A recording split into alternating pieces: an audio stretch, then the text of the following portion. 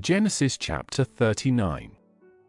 Now Joseph was brought down to Egypt, and Potiphar, an official of Pharaoh, the captain of the guard, an Egyptian, bought him from the Ishmaelites who had brought him down there. And Jehovah was with Joseph, and he became a prosperous man, and he was in the house of his master, the Egyptian. And his master saw that Jehovah was with him, and that Jehovah caused all that he did to prosper in his hand.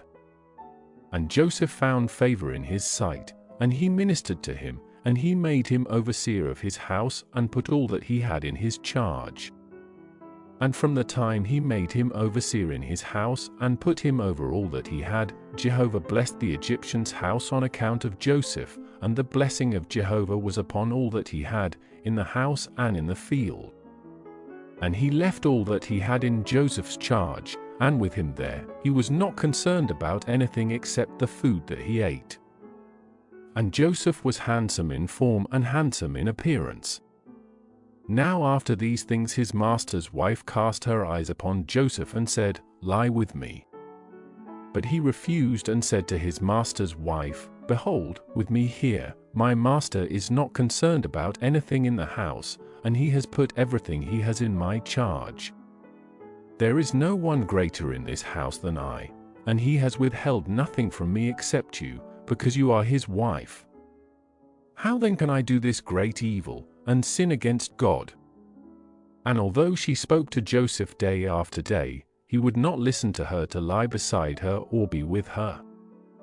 And one such day he went into the house to do his work, and none of the men of the house were there in the house. And she grabbed him by his garment, saying, "Lie with me." But he left his garment in her hand, and fled and went outside. And when she saw that he had left his garment in her hand and had fled outside, she called to the men of her house and spoke to them, saying, "See, he has brought in a Hebrew man to us to mock us. He came into me to lie with me, and I called out with a loud voice. And when he heard that I lifted up my voice and called out, he left his garment beside me, and fled and went outside." And she placed his garment beside her until his master came home. And she spoke to him with these words, saying, "The Hebrew servant, whom you have brought to us, came in to me to mock me. And when I lifted up my voice and called out, he left his garment beside me and fled outside." And when his master heard the words of his wife that she had spoken to him, saying, "This is the way your servant treated me," his anger burned. And Joseph's master took him and put him into the prison, the place where the king's prisoners were confined.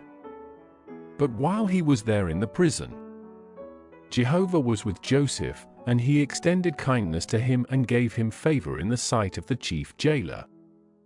And the chief jailer put in Joseph's charge all the prisoners who were in the prison, and whatever was done there, he was the one to do it.